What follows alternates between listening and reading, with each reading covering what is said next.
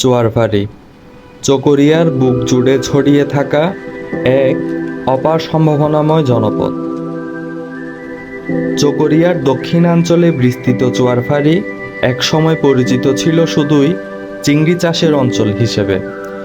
এই জনপদ গড়ে উঠেছে নদী ও জোয়ার ভাটার প্রাকৃতিক ছন্দকে কেন্দ্র করে।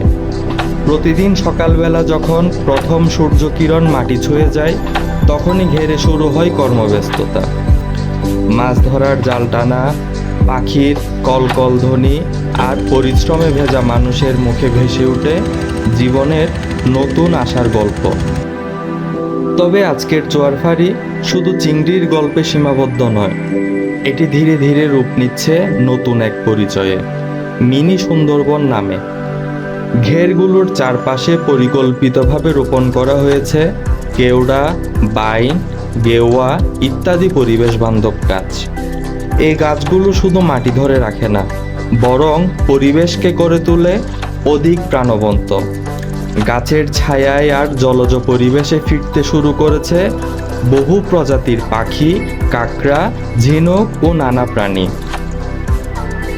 এ যেন প্রকৃতির মাঝে হারিয়ে যাওয়া আত্মার ফিরে আসা।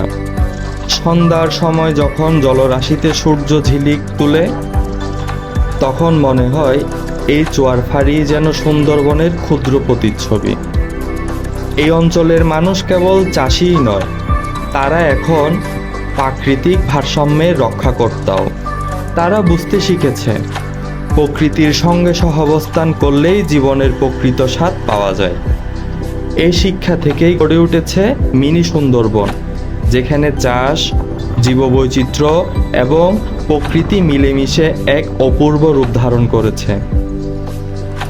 চুয়ারভারির এই পরিবর্তন এক জীবন্ত প্রমাণ। যদি আমরা প্রকৃতিকে একটু জায়গা দেই, সে আমাদের দেয় হাজার গুণ ভালোবাসা, শান্তি আর সৌন্দর্য। আজকের চুয়ারভারি কেবল একটি চিংড়ি চাষের জনপদ নয়, এটা এক নতুন অধ্যায়, যেখানে মানুষ, প্রকৃতি ও সম্ভাবনার এক অনন্য মেলবন্ধন ঘটে চলেছে। চুয়ারভারি চকরিয়া প্রকৃতির কূলে গড়ে ওঠা এক নিঃশব্দ বিস্ময়।